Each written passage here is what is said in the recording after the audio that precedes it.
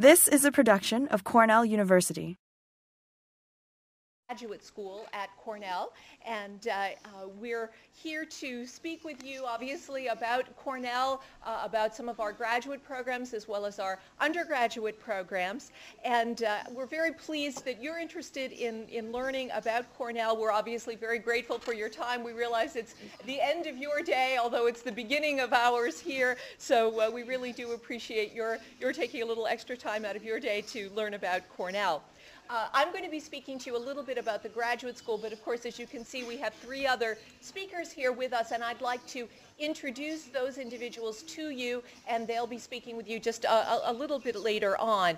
To my immediate left is Christine Sneva, who is the Assistant Director of Admissions at the Samuel C. Johnson Graduate School of Management. So she'll be speaking with you specifically about the Johnson School and the management program.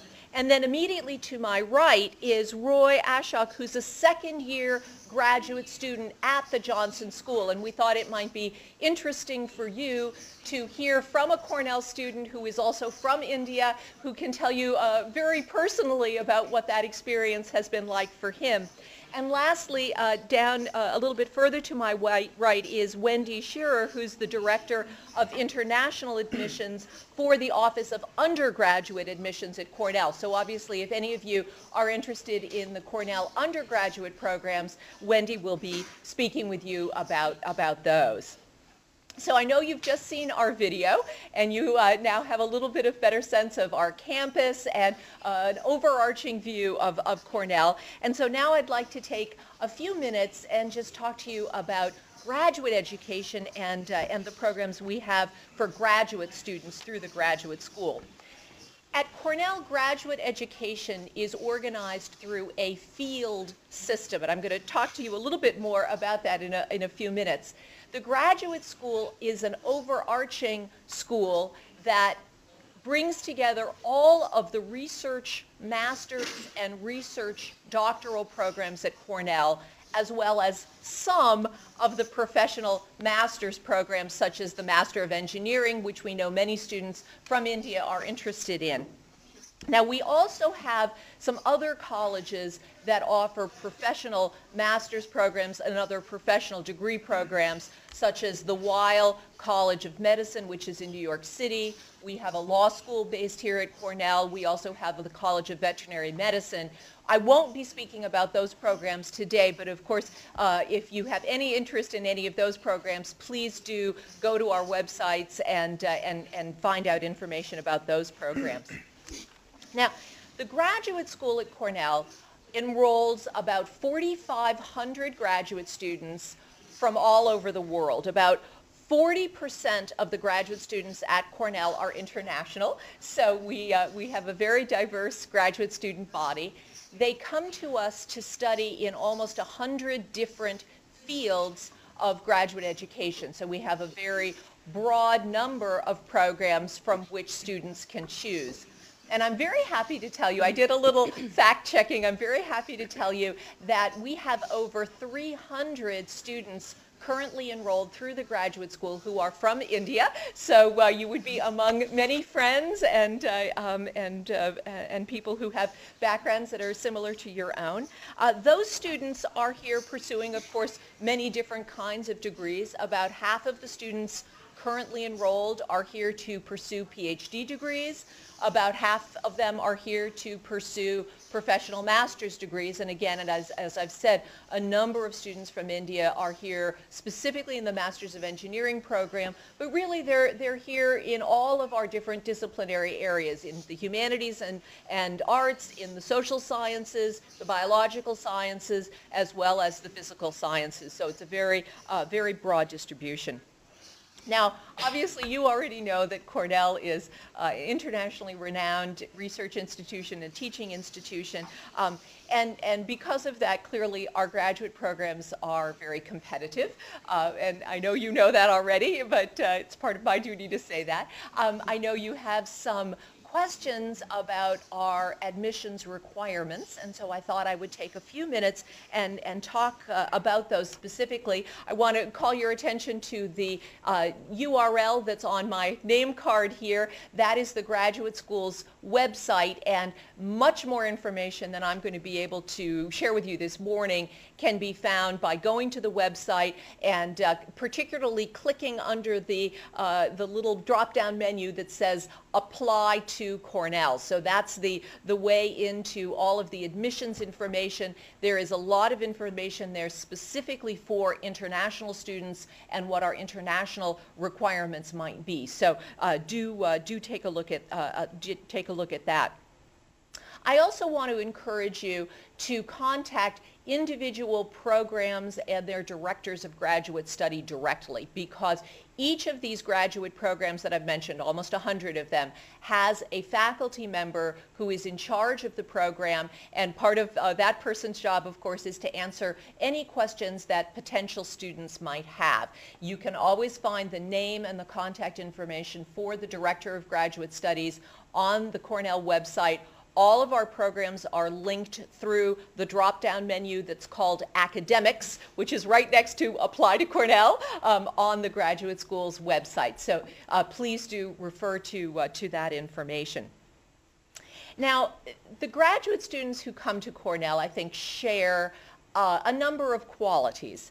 They're obviously students who have a very strong academic background. So we are going to be looking at transcripts. We're going to be looking very carefully at the academic preparation that you would bring to Cornell and how well you've done academically. Clearly, we're going to be looking for a related piece to that, the letters of recommendation that individuals might write on your behalf. Those could be people that you have worked with professionally. Those could be people that you've studied with at another academic institution, or other kinds of professionals who know you and your work well. Students often wonder, who should I ask to write letters for me? And I think the best advice I can give there is to tell you to ask people who really know you and your work well. It's much more important for you to have someone who really knows you and can speak about you in detail than someone who might have a very impressive name but doesn't necessarily know you or your work. So we're really looking for that letter to show us a lot about who you are and the potential that you have to succeed here at Cornell. We also are going to be looking very carefully at the statements that you write. That personal statement or research statement or statement of professional goals is very, very helpful to us, because that tells us a lot about whether there's a good fit between what your interests are and the background experience and training you have and the programs that we have to offer here. And I do want to emphasize that our faculty who are going to be reading applications and looking at your qualifications are not only interested in bringing very good students to Cornell, but also students who are going to be able to fit within the academic programs that we have, and also that are going to be able to take the best advantage of the resources that we have available here. So you may be an excellent student, but if what your interests are or your experience might be isn't a good fit for the programs that we have to offer, it wouldn't be good either for you or for Cornell for us to bring you here. So I do want to emphasize that. Students who succeed at Cornell are independent learners. They're self-motivated students, students who are eager to take advantage of what Cornell has to offer. So do think about what kind of a learning environment you want to be in, and think about whether you're the kind of student who prefers to be able to do a lot on your own, or whether you're the kind of student who prefers a lot of direction, and think about what kind of institution might work well for you in that regard. I want to also encourage you to look a little bit at the way that graduate education actually functions at Cornell. It's a little bit different here from some other programs you may be looking at. At the graduate school, all of our students put together what we call a special committee of faculty who advise their program and oversee their research or their professional development. And so it is very important to know who our faculty are and to see if there are faculty who are working in areas that might be of interest to you. So that special committee becomes very, very important for your long-term success here at Cornell. For our professional master's students, they work very closely with a faculty advisor. You may be assigned an advisor, you may choose an advisor, so there's some flexibility there as well. I know that you want to know some specifics about requirements, and I do want to speak a little bit specifically about two examinations that most of our fields require: the Graduate Record Examination, or GRE.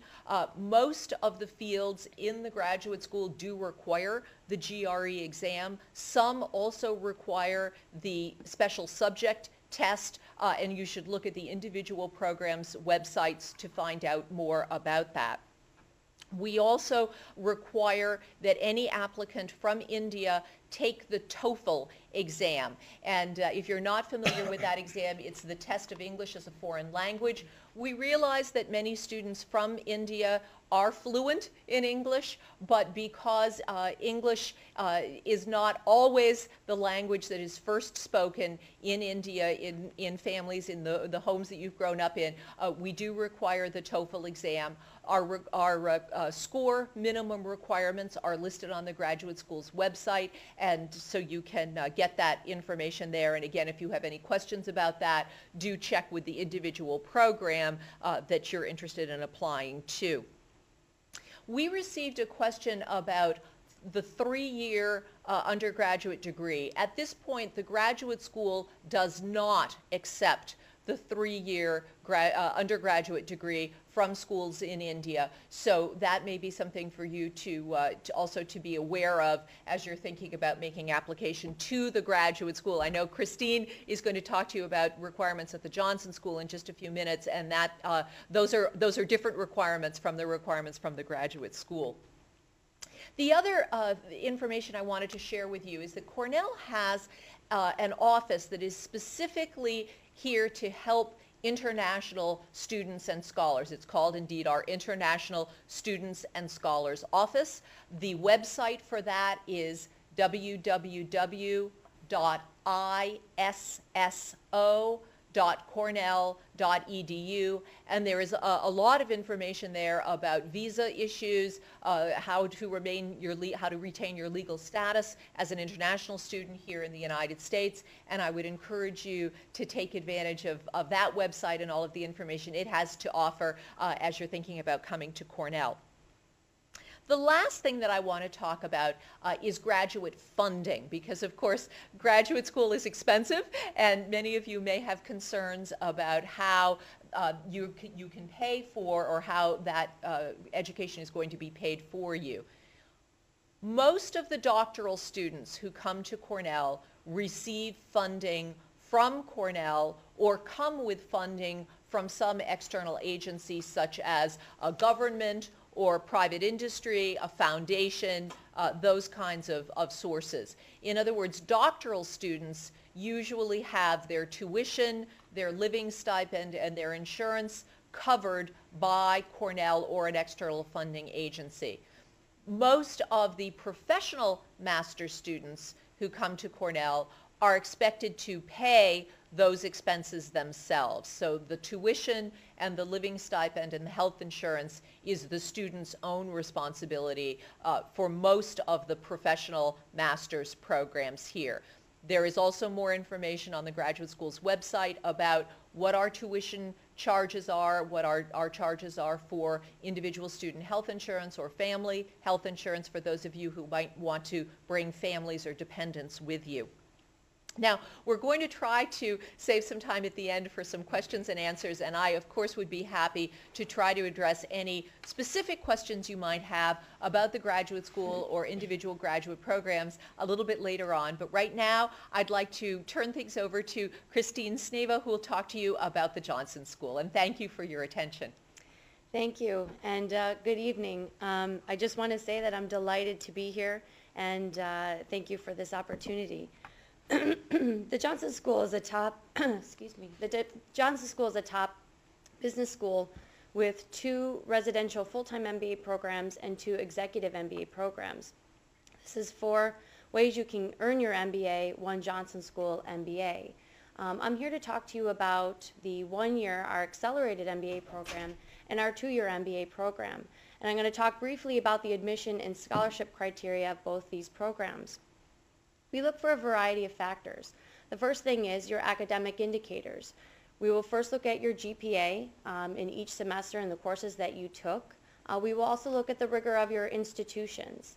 And if in one particular semester you didn't do as well, or in the beginning and then you gradually were able to strengthen your undergraduate experience, that's something that you're going to want to indicate in an optional essay. We do look for strength in all 4 semesters or 6 or 8 semesters, depending on if you're applying for the 1-year or the 2-year. I will say, and as the Dean of the Graduate School indicated, that we do have a different criteria when it comes to the 3-year bachelor's degree. We do accept the 3-year Indian bachelor's degree. We also accept the Toefl or the IELTS for your English proficiency. If many of you are coming from institutions where the medium of instruction was English, if it is indicated on your transcripts, we will waive the Toefl for you. And for that reason is because we do an interview. And so that's where we're really going to be able to work with you and have a dialogue and really figure out your proficiency in English there. The other indicators are the Gmat score. The Gmat is a standardized test that all business schools require and that you have to take to be eligible to apply and admissible. The Gmat score is the best and only indicator that we really truly have in predicting your first semester GPA. And the reason why that first semester is important is because that is where a majority of our core courses are being held. And so in your first semester, you will earn 6 out of the 8 core courses. If you're an accelerated student, you will get 7 out of the 8 core courses done in the summer program starting in May. The other factors that we consider are your career experience, your prior work experience coming to business school. It is traditional that many students thinking about an MBA program already have business experience in various industries, as well as looking at your career goals and objectives and how well that our school can fit in with those. And so that's also an area of how we assess fit for you, as well as a fit for us in our school and our culture at the Johnson School. Other attributes that we do capture as the common denominators of a Johnson School student is that they are ambitious, accomplished, professional, and poised. And we look for all of these factors as well as teamwork and service orientation in an application. Our interview is invite only, and the interview really allows us to explore specific areas in further detail, as well as assessing your self-presentation. And so if there was one thing that I can give you, any tips or any guidance in terms of applying, I think, to any program really, is that you're authentic, and that authenticity truly goes a long way. We don't want to hear what you think we want to hear. We really truly want to hear from you and who you really are, because that again will help us assess that fit and how well you'll be able to become a part of our culture and our community here. And that's a very important piece to the selection process at the Johnson School. Another word I'd like to say about our accelerated MBA program, students complete the program in 12 months. The eligibility requirement for our accelerated program is that you must have a master's degree already in a highly technical or quantitative field. So many of our students are coming with a variety of degrees and industry experience in technology, high tech, engineering, software and IT, pharma and biotech, also finance and real estate, consulting, and general management. After you complete your core courses over the summer, our students join the second year class for the fall and the spring. In that fall semester, companies look for our accelerated students to help them on business problems as well as consulting projects because they're coming with such a specialization. And coupled with that, they're able to do an on-site in January with that company.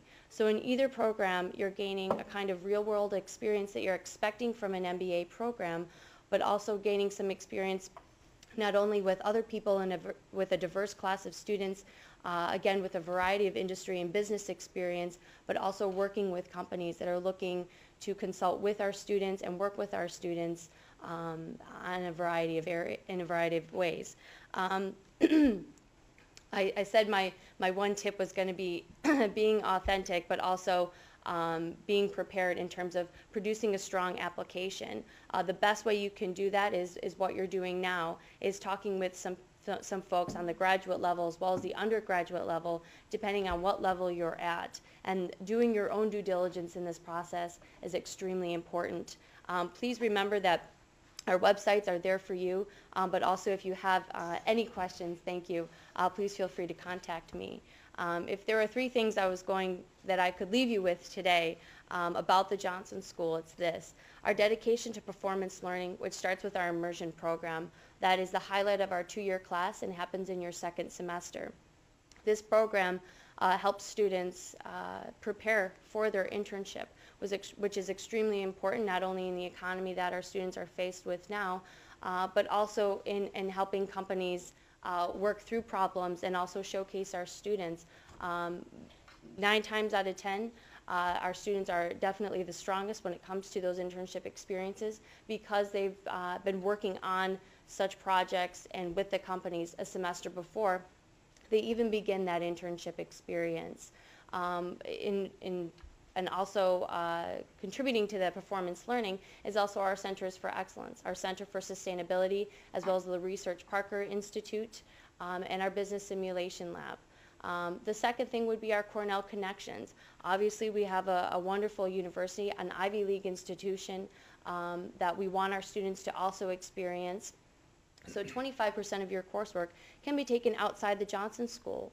So many of the courses and the graduate programs that the dean discussed, our students are also able to take on those opportunities. And that's very important for our students to become diverse not only in their academics, but the experience that they're able to share and bring out post their MBA. The third thing would be our Cornell and Johnson School community. It's very collaborative. We round our classes out to be about 270 in our 2-year and 60 in our 1-year class. And so amongst our peers and our competitors, we certainly are very close and collaborative. That gives you a different kind of business experience and a wonderful opportunity to learn and grow here in Ithaca, and then beyond that, certainly very impressive for all of our candidates.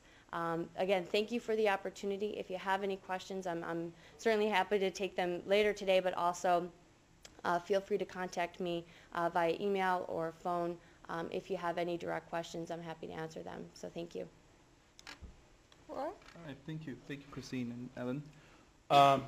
Hi, so my name is Roy Ashok, and I know that everyone here is talking about academics and the criteria for getting into Cornell. I'll try to give you a flavor of what it's like to be at Cornell and be part of the Cornell network itself. But before that, let me introduce myself. I'm originally from Bangalore, India. I grew up there. I graduated in 2000 with a degree in electrical and electronics engineering from the Birla Institute of Technology and Science, Pilani, also known as BITS Pilani. I also have a master's degree in computer engineering from the University of Cincinnati here in the US. And all my life, I've pretty much worked in telecom research and development for 1 year in India, in Bangalore with Hughes Software Systems. I think it's called Addison now. And then for 4.5 years with Qualcomm in San Diego. And that's how I got my first connections to Cornell. Qualcomm was founded by a Cornell engineering alum, Dr. Irvin Jacobs. And I met a lot of Cornell engineering students out there. And I got interested in Cornell, and when I was thinking of applying to business school, I decided to actually look at Cornell very seriously, and it was a very good fit for what I wanted to do. My interests are in entrepreneurship and venture capital, so everything I've done at Cornell here is around that. So we all know Cornell is a great academic research institution, but I think what really separates Cornell from the other schools is the experiential learning part. So what I mean by that is what you learn in class is actually very well integrated into real live business situations.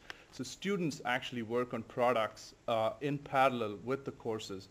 At the Johnson School, that is very common. And I want to talk about two specific examples. The first one is last semester, we worked on a project for a large pharmaceutical company. It was a small team of students, about 3 of us. And the interesting thing about that is whatever we learned in class, we were directly applying to a real problem that the pharma company was facing for many, many years. At the end of the semester, we had applied all the tools, the concepts we learned in class, and we came up with a series of recommendations which we presented to the company. And over the summer, they actually implemented some of that. So to see our work in action in the real world and making a difference to a huge multi-billion-dollar company was very gratifying for me personally. The other thing I want to talk about is something called Big Red Ventures. And this is a theme that you're going to see very common at Cornell, is that everything is student-driven. So BRV, or Big Red Ventures, is a student-driven, student-run venture fund. It's a real fund that invests in early-stage companies, and we invest in a broad range of companies. It's completely student-run. The decisions are made by students. Faculty has absolutely no oversight. There are 2 faculty members who sit in on our meetings and guide us, but that's pretty much it. They might ask us a few questions, but at the end of the day, we make the decisions to invest. We've made some very good decisions. We've made some very bad decisions too, but that's part of the game. That's part of the learning. Cornell will never inhibit you in that sense. So one of our investments that we made way back in 2003 was recently acquired by Logitech, and that gave us a lot of credibility. The thing about this BRV experience is that it brings together everything I've learned at Cornell. In marketing, in strategy, some of my engineering experience from the past, and applying it to real business plans that we found very often at Cornell. So that brings me to my next point, which is essentially Cornell is a community that's very interlinked. You are not a Johnson School student or an engineering student. You are a Cornell student with access to every facility at Cornell, all staff, all faculty, and all alumni. And I saw this, I saw a little bit of this before I came to Cornell, but I saw a lot of this after I was here. I went on a few treks to the West Coast, to San Francisco and Seattle, and I met with Cornell alums. Not all of them were Johnson School alums specifically, they were Cornell alums, and they were very high people placed in very good positions who were able to help you not just today, but mentor you and develop you. And that I think is extremely important in a community that's small, that's cohesive, and brings you together to work on projects. When I look at my professors, I don't look at them as professors who come to class and lecture you or something. I look at them as partners and facilitators of a discussion, of a debate. So they would come into class, give us the basic tools, and then after that, it's a discussion and debate. It's you bring ideas to the table that are critiqued by your classmates and the professor, and the professor will only guide the discussion. So there's as much to learn from this class from your professor and your classmates, and the professor can also learn from you. So that's something that you want to think about, especially in a business setting. In the business school, Christine talked a little bit about the relevance of work experience. I think that's really important because your learning is maximized when you can connect the concepts that you've learned in class to some of your experiences in the past, and your classmates learn from that too. And that I think is very, very important. So when you finish class, you hang out with your friends, with people at Cornell. You hang out with your professors. They're there to help you. They're there you connect with them at a very personal level. They're very, very accessible. You can set up formal appointments, or you can just walk into their offices. It's very common to see professors sitting in the hallways, chatting with you. They're always interested in not just how you're performing in class, but also where you are in your life. How are you developing your career and your personality as a whole? And I think for me that has been very, very helpful. This is a little different from my experience in India. When I was there, at least, it was more of my relationship with my teachers was fairly formal. They would come to class, teach me, and I had discussions in class. But outside of class, there was always a gap. For me, that is not here at Cornell. We're a very, very cohesive community. And I want to talk a little bit about a particular event that's happening this Saturday. We have our Diwali function this week. And this is a very, Cornell is a diverse campus. And I know that Diwali is over. It's a religious festival, it's over. But for us, it's a celebration of our culture and diversity. So when we look at the Diwali program on Saturday, I walked in last night on one of the practices, and there were a whole bunch of Bollywood dances, right?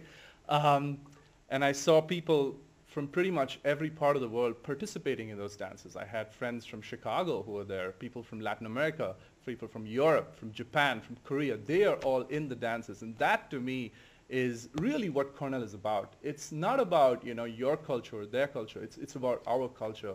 And it's a place where you bring your own perspective, but also temper it with perspectives from all over the world. And I think you will really enjoy living at Cornell, and you'll have a very intellectually stimulating experience here. Ithaca is a very beautiful place. It's a small town. It's just like my undergraduate place, Pilani.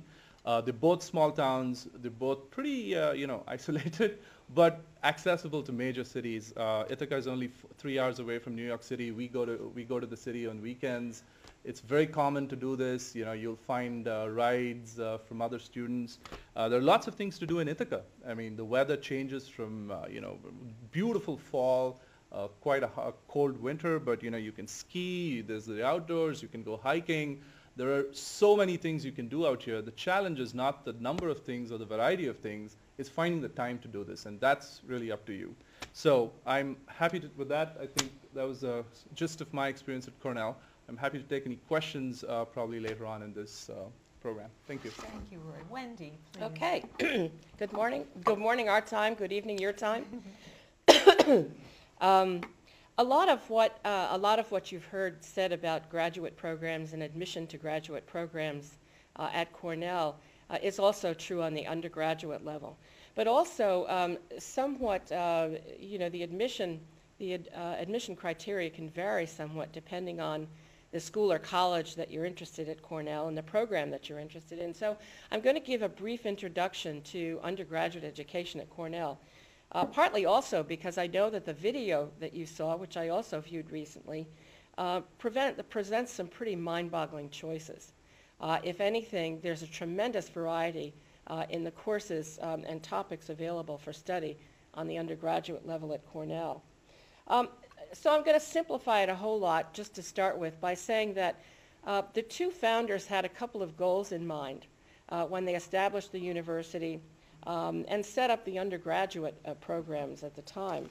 One was to maintain what often is referred to as a strong classical education or a good liberal arts education, and that includes a lot of the things that you saw in the video, from anthropology, archaeology, classics. Some of the largest majors in our College of Arts and Sciences are things like history, government, economics, English. We also have, as you saw, some of the arts, including theater, dance, music. And Cornell has enormous strengths in international programs as well. We teach over 40 different foreign languages at Cornell in the College of Arts and Sciences, and have some of the best area studies programs in the country, including Asian studies, European studies, Latin American studies, to name several. So that was going to be a strong part of the education. But the founders also wanted to prepare students for what they thought their needs would be in the real world. And so one of Cornell's strengths is that we have a wonderful combination of pre-professional programs and a foundation in the liberal arts. And I've already mentioned the largest of our undergraduate colleges, the College of Arts and Sciences. We have also professional programs in engineering, hotel administration, architecture, human ecology, agriculture and life sciences, and industrial and labor relations. One important thing to mention, though, is that the founders also wanted all of the students at Cornell to get a good broad education. So even if you're doing something like engineering in the College of Engineering, or architecture, or human ecology, or industrial and labor relations, you're going to take a certain number of liberal arts courses.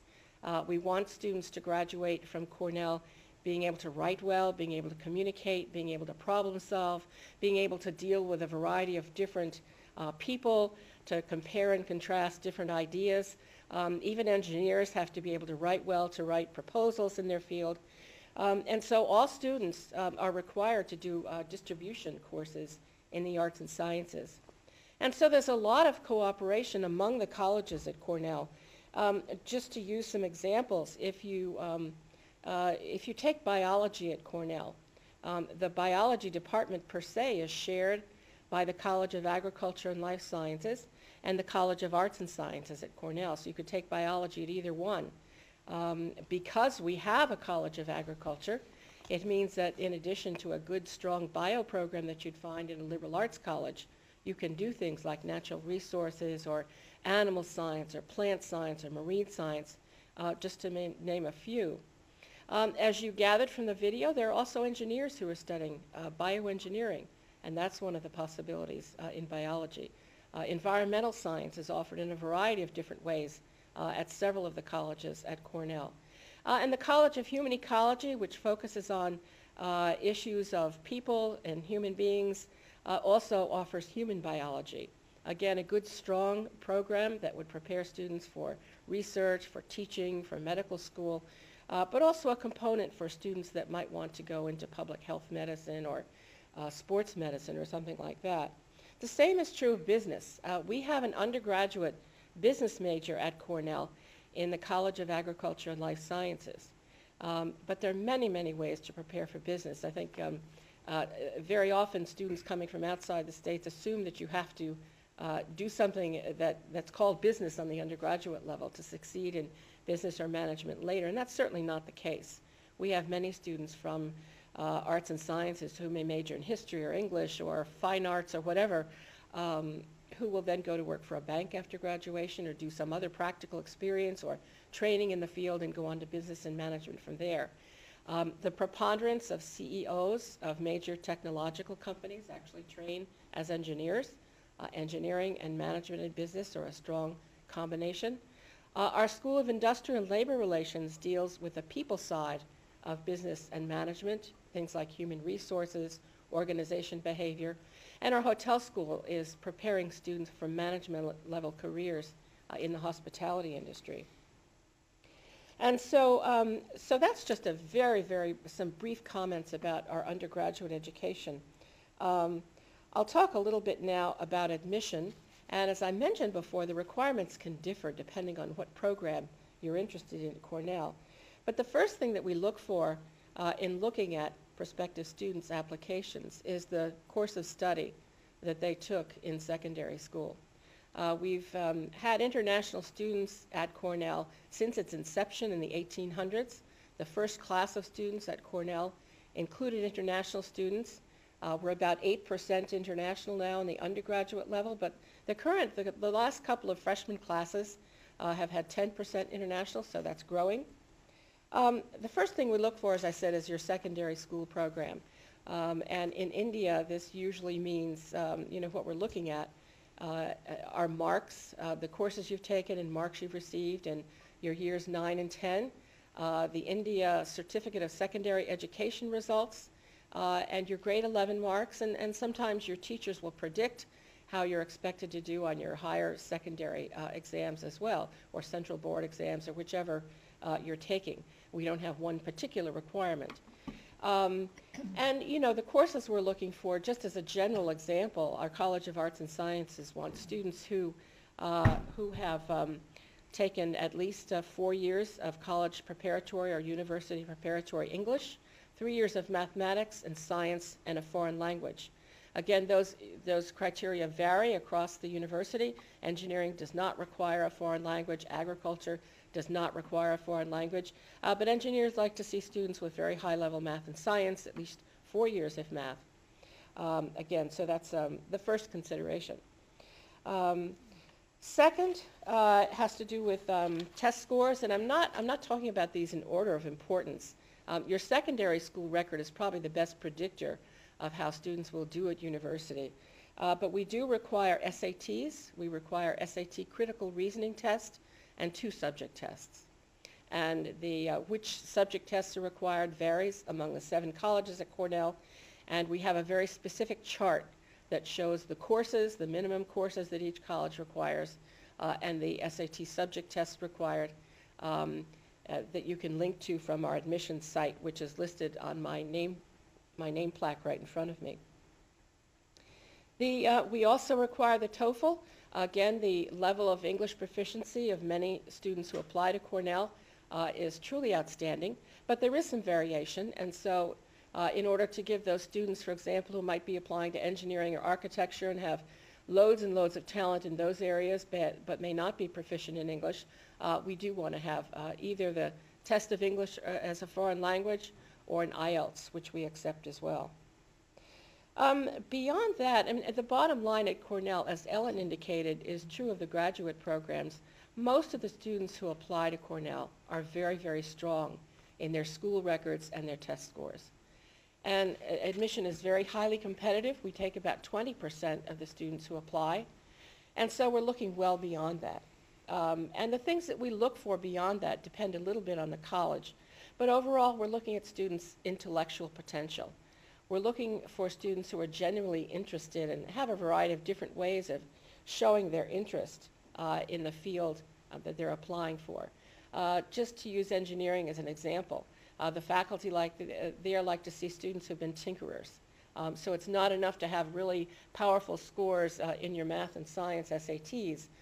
They like students who enjoy taking things apart and putting back together again, students who may have done an independent work of some kind with a faculty member, or doing a little bit of independent reading, or had some practical experience related to engineering. The same is true of agriculture and life sciences. Our College of Architecture and some of the fine arts program requires a portfolio, and so they're looking for students with a strong background in art. If there's any advice that I would give students in terms of standing out in our applicant pool, would be to spend as much time thinking about yourself and who you are, what your background is, what your interests are as an individual, as you do trying to scope out the requirements or what Cornell is looking for. I think one of the mistakes that sometimes students make is putting lots and lots of emphasis on getting the top scores, getting the top grades, and not really thinking seriously about who you are and what your own goals are, and how good a fit you are for specific colleges and universities.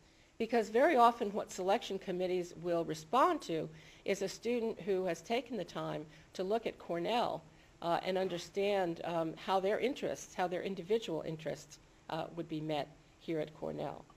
And so we're looking not only for your qualifications, but the match between who you are and your interests and how you've explored those interests and the program that you're interested in at Cornell.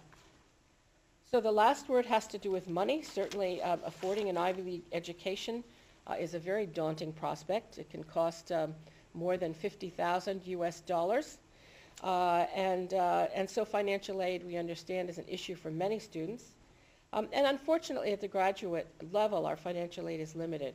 As a university, Cornell has made the policy decision to focus much of its support for international students at the graduate level. So as Ellen mentioned, there are 40% of the graduate population at Cornell is international. It's somewhat smaller at the graduate level, and in terms of financial support, we can provide financial aid for about 20 new incoming students on the undergraduate level. Each of the colleges, as they read their applications, recommends some of their strongest international students that they accept. And then we review these candidates university-wide, and we're looking for a geographic balance, we're looking for a balance of different kinds of talents, and a balance among the 7 colleges and among the academic programs that students are going to pursue. So what I encourage students to do is certainly apply to Cornell if you think that we're a good match, but also make sure that you're doing some good research about other colleges and universities in the states that offer financial aid. And just as a last word, obviously what we've done here is given you a brief introduction. There are a number of ways that you can get to know us better. Our admissions website, again, is listed here on my name plaque in front of me. We also have a place at our website called Student Connections. You can link to this by going to Contact Us at our website. And you can actually talk with another international student at Cornell if you'd like to do that. We also have an admissions mailbox, and you'll find the address for that at our website. And one of my colleagues and I answer questions from prospective students that are sent to that mailbox. And so that's another way to get some of your individual concerns answered. And we're delighted to hear from you. Delighted to get to meet you in person in addition to being at admissions. I started out at Cornell in the International Student and Scholar Office, and so I've met many students when they were sort of just arriving, but it's good to get a chance to meet some of you as you're beginning to consider your educations. Thank you, Wendy. I think we're at a good moment now for us to turn things over to you. We would be happy to try to answer any questions that you might have about Cornell at either the graduate level or the undergraduate level.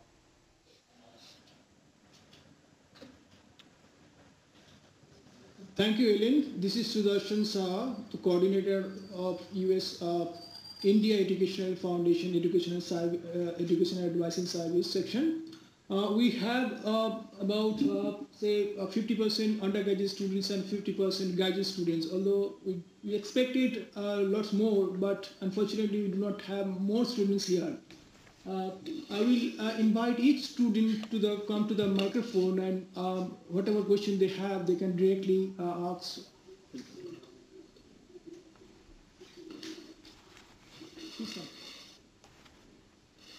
Please tell your name and what you plan to do. Hello, good morning, ma'am. I'm Shomojit Banerjee. I'm planning to do my 2 years MBA. Ma'am, you mentioned before that for the 2 years full-time MBA, the 3 years program means the 3 year which you may accept means gone through the website before coming to this conference. It was not mentioned clearly that whether you take 3 years experience, 3 years undergraduate degree or not. And there was another mention, you are also like, as Ashok told, that people who are experienced in field. So can I apply if I have a 3 years bachelor's degree? Hi, yes, you can. We do accept the 3 years bachelor's degree, yes. And now you told Toefl is waived. So from my when I started my education till my class 2 level till high school, my degree means medium of instruction was English. First language was English, and in the first semester only first year I had only English. So whether my Toefl will get waived or I have to sit for the Toefl or the interview if my Toefl will get waived. I'd like you to directly email that to me. We can talk a little offline about whether or not we can waive your TOEFL, but I'm happy to explore that option with you. Okay, ma'am. And ma'am, internship is taken as a work experience or a part of academic program? Internship, which we do in India for 1 month, it is taken as a work experience or just as an part of academic program? Any kind of experience that you have that's not sitting in a classroom, we do consider as work experience. We're less concerned about the number and more concerned about the quality of experiences that you were able to get prior to coming to business school. Again, Roy did a wonderful job of explaining why these prior experiences, and typically it's a number of years, usually between 2 and 6 years of full-time work experience, and how valuable that is for your MBA program. Okay, thank you, ma'am. You're welcome. Thank you, everybody. I just have one question in this regard. There are many students who have done their 3 years or 4 years bachelor's degree, and instead of going to the work in the professional field, sometimes they plan to do their MBA. I know a student who is studying in the US, doing his final year at bachelor's degree level at a very good college, and he plans to do an MBA immediately after completing his 4 years bachelor's degree. So in that case, do you discourage him to apply to Cornell University? No, we do have a straight-through program where we will take students directly out of their undergraduate programs. I will note that we do limit the amount of students we do admit for the straight-through program. These students have to have a very high GPA, high Gmat scores, strong international or internship work experience, And so it's more on a case-by-case basis. We will accept and look at their application, but again, it is very, very competitive for a student coming directly out of undergrad, applying and getting into an MBA program, but they can apply, yes. Okay, one more question in this regard. When you talk about very good score, very good high score in Gmat, what by that, what do you mean exactly? How much score exactly or roughly you expect? I'm going to let Roy just speak a little bit, and then I'll talk about the GMAT. Before we go to the GMAT part, just talking about the relevance of work experience and the straight-through students. First of all, I want to say that work experience is critical for an MBA. If you're thinking about an MBA, please work for a while before you come to class, because if you don't, you're the one who's going to suffer. Because what you'll see is that you won't be able to participate at a mature level in any of the discussions. You'll be quiet, and you'll just withdraw completely. The students that Christine is talking about who come into straight from undergrad, they're very, very high achieving students. They have extremely good academics. Like they're in the top 1 or 2% of their class. Very often these people have started their own companies while they're in college. It's a very different thing. They have a lot of experience, and they've shown leadership, exhibited tremendous leadership at the undergraduate level. So I would highly recommend that you work before coming. As a student, you know, and I know that Christine is the admissions, and they have a policy, but as a student sitting in class, and I'm having an important discussion, I don't want someone with no work experience there to say something that's so immature. It is not learning for me. It's a waste of my time, and it's a waste of his time, his or her time. So that's something I want to emphasize, that bringing work experience is very, very important. Yeah, thank you, Roy. Yeah, the peer-to-peer experience is definitely very, very important. And as admissions representatives, we do look at that and the value that a candidate can bring to the classroom discussion. Getting back to your question regarding the GMAT, our average GMAT score is a 694 for the overall class. Our median is a 700. And so when you're looking at your scores and how a selection committee would look at those, if you're above that, you're in the 90 percentile. Below a 650 is in the bottom 10% of our class. So in the middle there, you could be looking at the middle 80%, on average, on median, above 90%, or obviously in the bottom 10%. And that's how we'll look at your scores. We do look at the verbal and the quantitative breakdown very, very carefully, and your analytical writing is also very, very important. It's a huge misconception out there is that we don't read your analytical writing samples, and we do. This shows your unedited sample of writing, and we do compare that with your edited sample of writing, which are the 3 essays that you're required to submit with your application. Thank you. Yeah. The next.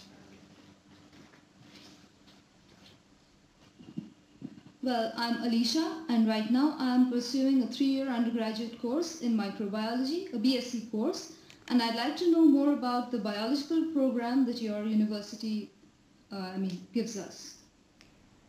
Are you interested in that at the graduate level, Alicia? Yeah, the graduate level and preferably the PhD level. Right. And am I eligible to apply to the PhD level after my 3-year program? Right. The graduate school at this time does not accept a 3-year bachelor's degree from India as providing sufficient qualification. So you would need to explore other options to round out that 3-year undergraduate preparation to make it the equivalent of the 4-year undergraduate preparation that we require. And I really can't give you advice on how to do that, but perhaps some of your faculty there in India, or perhaps someone there at the foundation, may be able to give you some more information about that. We have a very large number of graduate fields that have biology as the main component of their research and educational emphasis.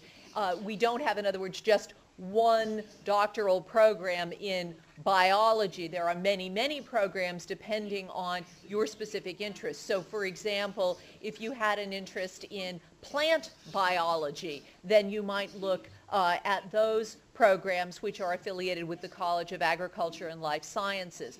Or you might have an interest in the new genomics research, and genomics work is found in many different biology programs. So what I would encourage you to do, Alicia, is to go to the graduate school's website, and under academics, that drop-down menu, academics, we have an alphabetical listing of all of the fields of study at Cornell, and then you can, based on your areas of interest within biology, look at the individual websites for each of those biology-related programs, and of course some of those also overlap, for example, with chemistry or with physics and with other cognate disciplines, so that you can really hone your focus on your specific sub-areas of interest within biology and find a good match for your interests.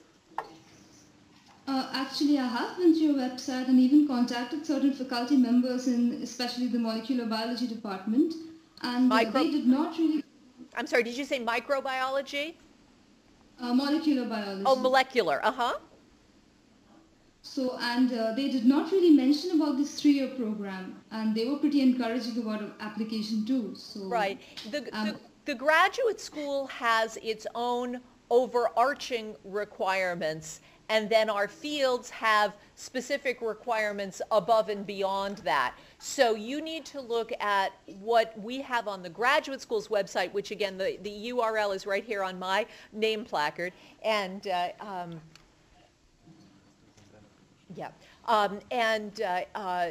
if you look at the graduate school's requirements for international students, we have those broken down by country, and you can look specifically at what is available there and what you would need to have done before you can make application. Someone just passed me a note about doing a master's degree before you do a PhD. Many of our doctoral programs have the master's degree as part of the PhD program. So you apply to a combined master's PhD program. We don't have very many programs where you apply for only the research masters, although some of them indeed do have that. And again, you would want to look at the individual program for more information about whether you apply directly to the master's PhD or whether you apply to the master's program first, and then you may have the opportunity to continue on to the PhD. All right, thank you. In this regard, I have another question.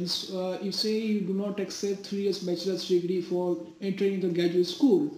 In that case, if a student has a 3 years bachelor's degree and then do a 1 year master's, 1 year study at master's level, yes, do you consider him or her as a qualified student at graduate level? We would certainly look at that very carefully. Again, as Christine was saying, we do look at these things on a case-by-case basis. Some of it depends on the institutions involved, and we do have a full listing on our website of the institutions from which we will accept credentials. So I can't really make a blanket statement, but certainly that additional year together would provide an appropriate qualification in most instances, yes. I could just add to that. One thing that you guys can do, and I'd encourage all Indian students to do, is to go to the Cornell website. There's a Cornell India Association, and I'm sure you've seen a number of students who are who are in the same position that you are in currently, about 3-year programs, and they're a very good resource about how they overcame that particular hurdle, right? So some of them may have got other degrees before coming in, so you could ask them these questions too. So. Okay, thank you. Good morning. I'm Rahul Roy. I've just completed my master's in plant sciences from Hyderabad in India, and I'm planning to apply to the Department of Plant Pathology in the College of Agriculture in Cornell University. I was a bit discouraged when I saw that it was mentioned in the departmental specifications that subject GRE is recommended but not compulsory. Now I did not give my subject GRE this year because I missed the deadline for registering for the exam, and it is usually held on very stipulated dates. It's not a daily exam like the GRE. Right. So would you recommend me to go ahead with, because I have a 1470 on the GRE, 114 on my Toefl, and a reasonable analytical writing record. So I thought, I was discouraged, but I would like to ask you whether you would recommend me to go ahead. I would certainly encourage you. I would encourage you to ask that question directly of the director of graduate studies, for the specific program. That's the level of specificity that I think is best directed to the field itself. So again, if you went to that field's website through the graduate school's own homepage, you'll see the listing of the faculty member who is the director of graduate studies. I would email that individual, explain exactly what you've just explained to me about the problem with getting the test in time to make application this year. For fall 2009. Yes, exactly. For fall 2009. And I know that usually Cornell doesn't take students who don't have prior research experience, especially in biological sciences, because it's specifically mentioned that you should have either a lab experience or some kind of biotechnological or pharmaceutical company work experience. Right. But do you go against the norm sometimes when you come across a very good GPA or a very good recommendation or a very good statement of purpose for that matter? Do you overlook the fact that the guy or the girl does not have a good research experience in a lab, but he has a very good academic record and a very good SOP? Right. Again, I think that, as Christine was saying, we look at every application very carefully. All of the different strengths that students bring are evaluated on a case-by-case basis, because no two applicants are going to look exactly alike. And so we really want to make sure that each student's application is looked at carefully and individually, and then put into comparison, obviously, with all the other students who have applied in a given year. So if there's a specific suggestion that is on the website of the kinds of qualifications that a specific program is looking for, and you may not have all of those things, that might be something, again, where the director of graduate studies for the program could tell you how much they weigh that particular factor. Obviously, some kinds of credentials, for example, the things that Roy has been talking about, if you were an MBA applicant and you had no work experience, that could be a significant issue. But maybe the test scores might not be as significant. So the weighting of these different factors is something that each field decides independently, and the faculty who really oversee that program would be in the best position to answer that question for you. Thank you. Next.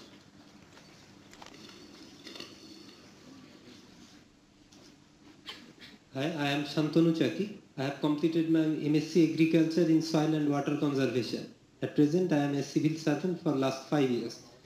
What I want to do, that is I want to go for a doctoral degree where is PhD in crop science or weed science, or agricultural extension. That's the agricultural extension where I am working for the last 5 years. So what will be the prerequisite? Will the subject GRE be required for that? I'm not going to be familiar with the specific requirements of the program in soil and crop sciences, but the director of graduate studies of that program should be able to respond to queries about exactly what they're looking for, and whether there are ways of demonstrating your qualifications if you don't have a specific test score, whether that's required or not, or whether there's another way to demonstrate that expertise. Okay, thank you.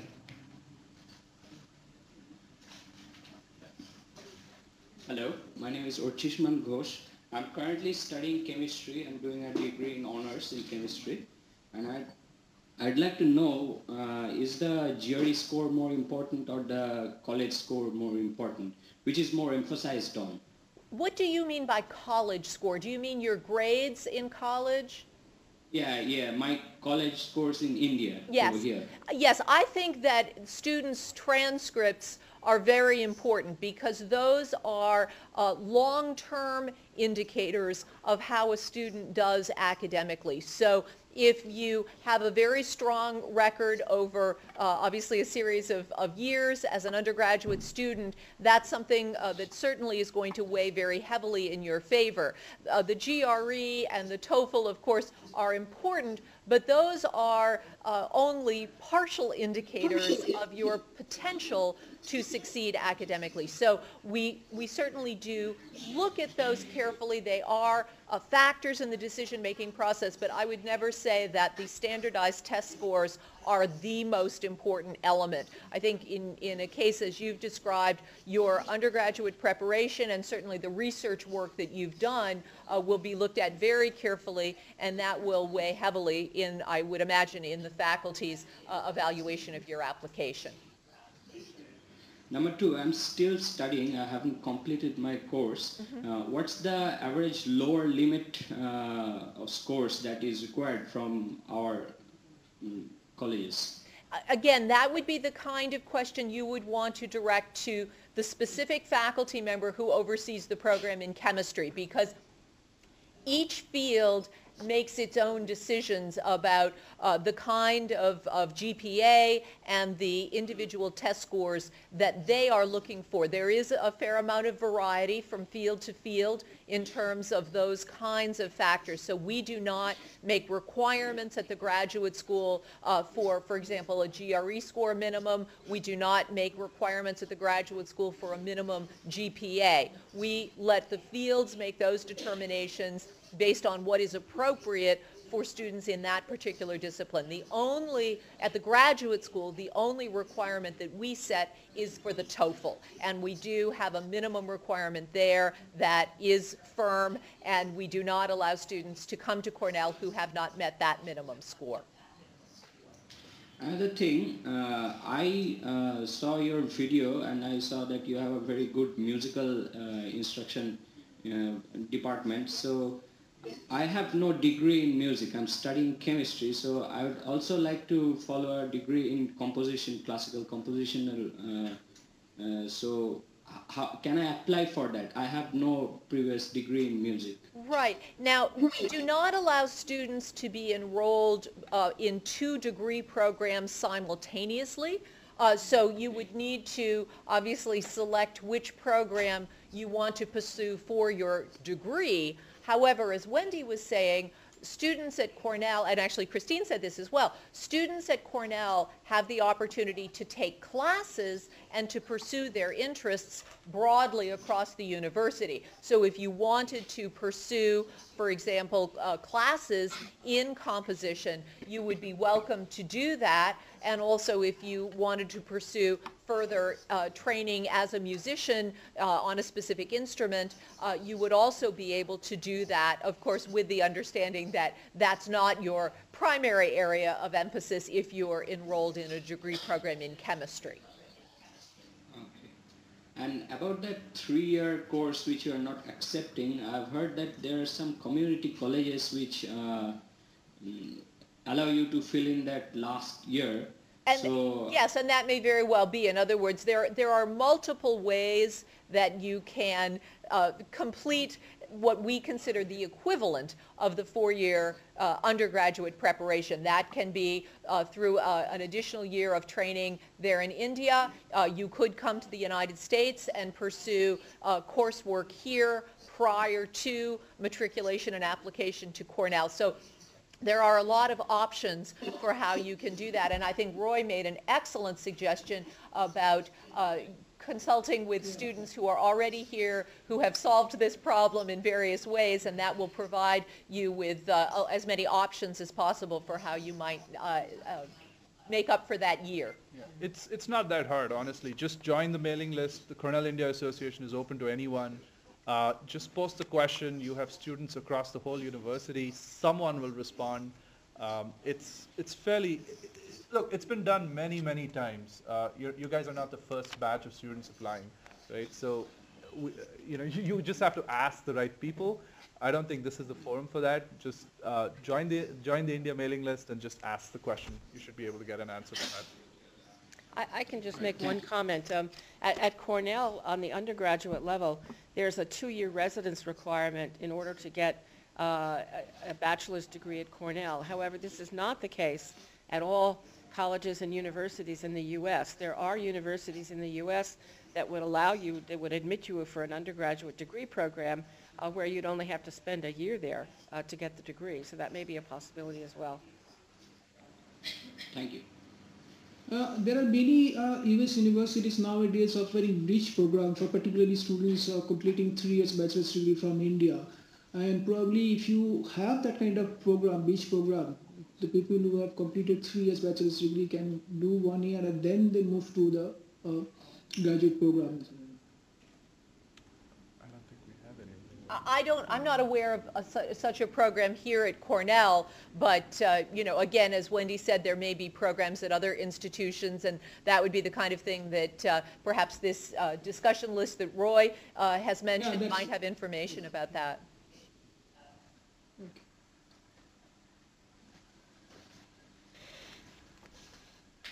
Yes. Hi ma'am, this is Akash Mitra. I'm pursuing a 3-year bachelor's degree from India, and my question is, I want to study entrepreneurship, finance, accounting and management in MS. So which should be the best possible program in MS in Cornell University? For international finance, is that the area of focus? Entrepreneurship, finance, accounting and management. Wow, that sounds more in your area. It does sound more like the MBA. It's not an MS, a Master of Science degree, but it does fall under the MBA degree. Your core courses will always give you that broad academic in accounting, in marketing, in statistics, in strategy, in finance. The remaining 3 semesters for you are made up of what you choose for how you want your career to progress throughout the rest of your term at business school and obviously post-MBA. And so if you're studying something like entrepreneurship, you know, you'll probably consult with our 2 entrepreneurs in residence and work out whether it's a business idea or a business plan or a company that you want to start while in business school, directly out of business school, or a few years out, because many of our students do, you know, after 5 or 10 years out of business school, because they are so debt heavy in the beginning, or they get certain offers that they want to take those opportunities for the first couple of years after business school. And so the opportunity is there to truly customize your program. I think that's another huge differentiator for our business school, and we're a different kind of business school because of that. Like I said before, 25% of your courses can be taken outside of the Johnson School. And so if there's other areas like international finance or financial engineering that we don't have inside of the Johnson School, you can take those at a graduate level at Cornell. If it's courses that we have at the Johnson School, those are certainly a number of electives that you can choose from in your remaining 2 semesters. Roy, did you have anything to add? I was just going to say, I think the way to approach this is to see what your goals are. So if your goals are to start a company, or you want to be specifically an accountant, then work backwards to see which degree will fit your needs. It's not so much that I want to do an MS in A, B, C, D, E. I want to be a consultant. The best way to do that is, you know, maybe an MBA is a good degree. I'm a career switcher, and then you work backwards to see which program fits your needs. Yeah. I think the approach, and I see where you're coming from, because when I was in India, I thought like, I thought like that. You know, okay, I got to get my B in electrical engineering, then I'll work for a year, I'll get my MS. I'll get my PhD, and you know, my dad would always say, go do a PhD, and if I'd followed him, I wouldn't be here, right? Because my goals are different. I wanted to be in venture capital. Now, with a PhD, you know, chances are I'll take a really long way to get there, but I may get there. The MBA, I thought, was a better way of getting there. So I'd encourage you to think about that, and you know, one way to do that is just go look at the website, see what current students are doing, see what programs are offered. Explore it a bit. That's how I did it, honestly, and this is after I've lived here for many years, you know, to get that mindset change. So that's what I would encourage you to do. Go and explore. And it's not just Cornell. Go look at other schools to see what they have to offer, and then try to find, you know, your goal in life and then work backwards to see which program is the best fit for you. I'd encourage you to apply to Cornell based on what you want to do, because this is a wonderful university that gives you a number of these opportunities. The one program that occurs to me that you might want to look at if you are interested in a research degree, a master's degree, would be the program in applied economics and management, which is the only program that occurs to me that might have sufficient overlap with the curriculum that you've described. It's not a perfect fit, and I think actually Christine's right that the MBA program may be closer, but if you do have interest that's in a research arena, then applied economics and management might be the best option for you. And just to add for you as well, on our website we have something called the Johnson Community, and what you're able to do is research current students and alumni by any kind of searchable criteria, meaning immersion programs. So if you're interested in talking to our students that are studying entrepreneurship, that have started companies, that have sold their companies prior to business school, there are multiple ways that you can reach out to our students and find out maybe some of the reasons why they chose business school, or maybe why they chose the Johnson School, or what they're doing now. You know, if they could do it over again, what would they do differently, I think is a fantastic question for them. So they're always willing to help out and give whatever advice that they can provide to you. But in the end, it's going to come down to what you really want to do. Roy said it perfectly. It really comes down to your goals. And we really do look at that on the admissions side of how focused you really are. Because when you come into business school, there's a lot of resources. There's a lot to think about. And it's coming at you very, very quickly as you're getting to know your classmates and some of your closest colleagues for the rest of your career. So keep all of that in mind when you are looking and when you are doing your own due diligence in this process. Is it required any sort of work experience for this applied economics and management? Not necessarily, no. Because it's a research program, we will accept students directly out of the undergraduate training, although again I would encourage you to contact the Director of Graduate Studies in that specific program, because that faculty member can tell you much more about the kinds of students who are most successful at making application to that program. Okay. Ma'am, one more question. Are you aware of the variations of marking system of universities in India? I mean, I'm studying under the University of Calcutta, but the marks from University of Calcutta is somewhat different from other universities. Mm-hmm. Yes, and you know, as I said earlier, almost 40% of the graduate students at Cornell come to us from other countries. And so we have had to, of course, in order to evaluate all of their applications, we have had to develop expertise in how to understand the transcripts and qualifications of students who do come to us from other countries and their institutions of higher learning. So yes, we have familiarity with the breadth of preparation, and again, the faculty within the program often will have colleagues and contacts elsewhere abroad. Sometimes we will follow up, for example, on the letters of recommendation that we've received. If we have any queries, we will contact the people who have written on your behalf directly, or we might contact the head of a program for any kind of clarification that we might need about an individual applicant's qualifications. But because our faculty is so diverse, and our faculty as well comes from all over the world, oftentimes if we have any questions, we can turn to someone here at Cornell who can provide us exactly with the information we need if we have any questions or concerns about an individual's qualifications or the institution at which an individual was trained. And I will say that that is true for the Johnson School as well. Yeah. Okay. Ma'am, what are the scholarship opportunities and the part-time off-campus opportunities for this MS program?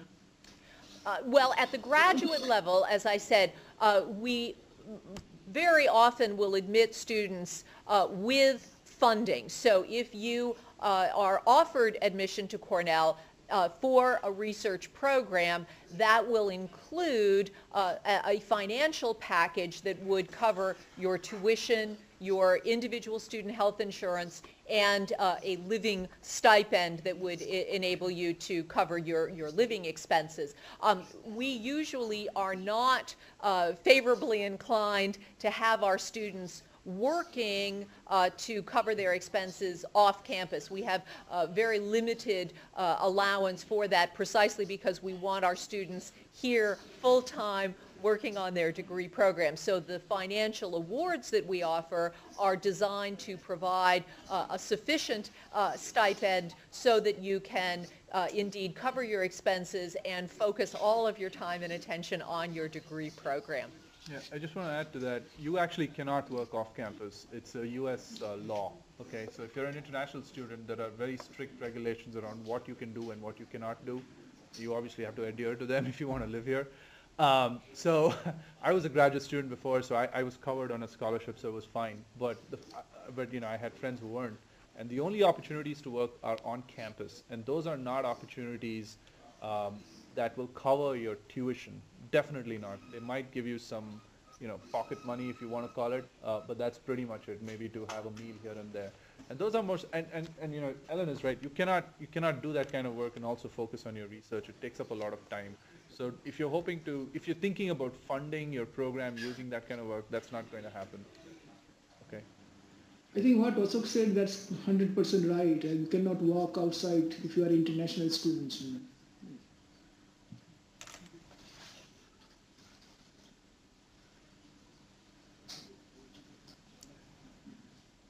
Any other questions? Yeah. Hello, my name is Toefl. What I would like to ask is, my high school GPA is not very much high.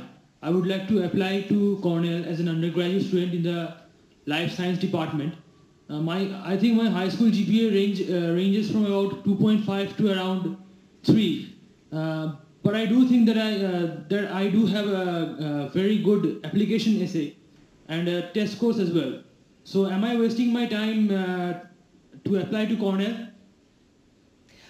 What I advise students in that situation is by all means to apply.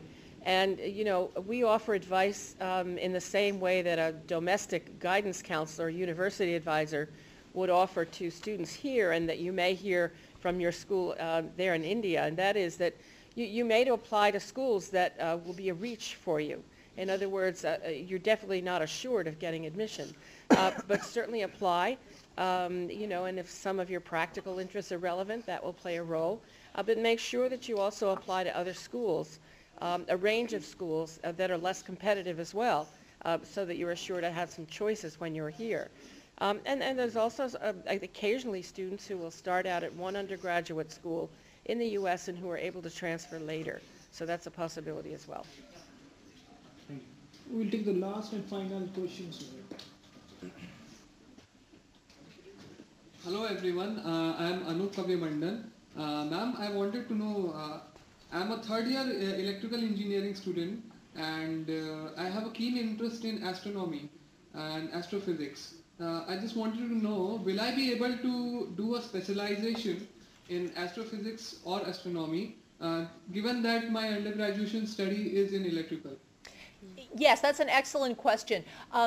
Because our fields are quite interdisciplinary, you do not necessarily have to have your undergraduate degree in the same discipline that you choose to pursue for your graduate training. Obviously, there's going to be a point at which the preparation is so divergent that people might begin to ask questions. So, for example, if you were, say, an English major as an undergraduate and then you wanted to become an astrophysicist, we might say, we're not sure that you have sufficient background preparation. But because there is so much overlap and interdisciplinarity across the physical sciences, for example, or the biological sciences, as long as you can make in your application statement a compelling case for how your background preparation equips you for moving into this other arena for your graduate training, and as long as your letters of recommendation support that, then absolutely you can move into a different field for your graduate degree work. means my application form will play a very vital role in me being able to get to do a specialization in a field other than my undergraduate. Exactly, yes. So you are going to have to be very clear in your application statement about how your interests have evolved and how the background preparation that you have, your training in engineering, will serve you well for this work that you want to do at the graduate level in astronomy or astrophysics. Obviously, we'll also be looking at your undergraduate transcript to see what courses you have taken, and certainly if the faculty feel, you know, there are significant gaps in your preparation, then they might suggest to you that you do some additional coursework perhaps and then reapply, or go someplace else for a master's program first and then come to Cornell for a PhD. So there are a number of different options there, but rest assured that there does not have to be that direct correspondence between what you've done as an undergraduate and what you hope to do as a graduate student. Ma'am, just one more question. Is departmental funding available for spring admission applicants?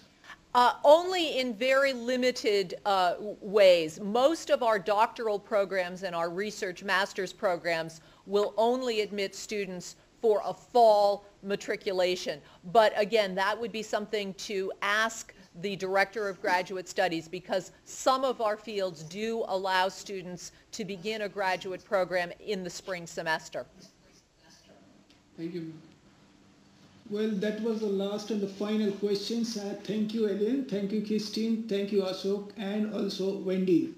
We have a very fruitful discussion, and the question and the suggestion you have given to our students is really very, very important for them. Great. As well as I have also learned something from you. I can provide this information to my future students who come for advising from our center. Thank you on behalf of the US India Educational Foundation and on behalf of the students from Kolkata. Hopefully our students will be more interested in applying to Cornell in the near future. Thank you. Thank you very much for your time and your interest, and we look forward to staying in touch with you about possible coming to Cornell. Thank you. Thank you. Thank you. Good night. Good night. Good night. Good night.